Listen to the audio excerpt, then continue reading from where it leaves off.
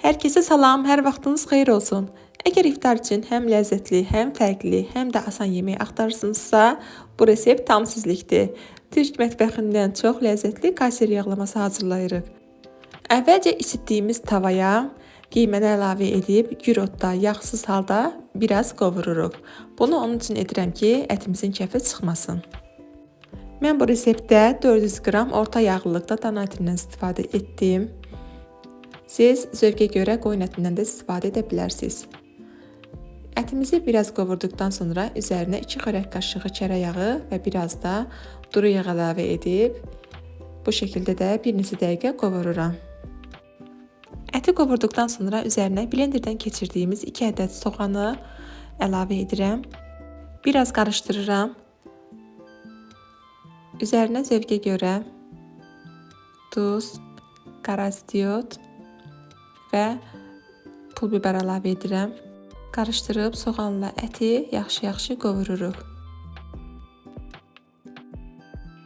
Biraz qovrulub yağa düşdükdən sonra üzərinə 2 xörək qaşığı tomat pasası əlavə edirəm. Siz isə dəyərli izləyicilərim, kanalıma hələ də abunə deyilsinizsə abunə olmağı, videolarımı bəyənməyi, əməyə dəyər verməyi unutmayın. Sizlər üçün hər zaman ən gözəl, ən dadlı, dəqiq reseptləri paylaşmağa çalışıram.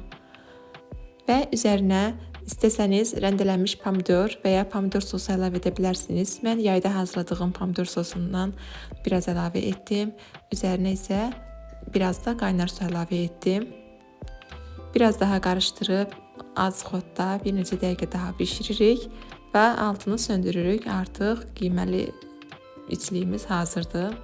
Və hazırlamaq üçün isə ilk öncə lavaşları bu şəkildə qatlayıb, ətin suyuna batırıb boş qaba yığıram. Mən hazır lavaşdan istifadə etdim. Amma siz istəsəniz xəmir açıb lavaşlar özünüz hazırlaya bilərsiniz. Bu daha rahat üsul kimi gəldi mənə. Həm də vaxta qənaət etmiş olursunuz. Və gördüyünüz kimi istilikdən 2 xörək qaşığı qoyub yayıram qaşıqla.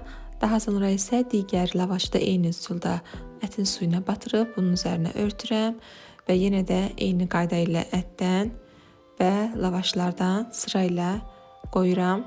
Bu şəkildə axıra kimi lavaşlar bitənə kimi davam edirəm. Mən 10 ədəd lavaşdan istifadə etdim.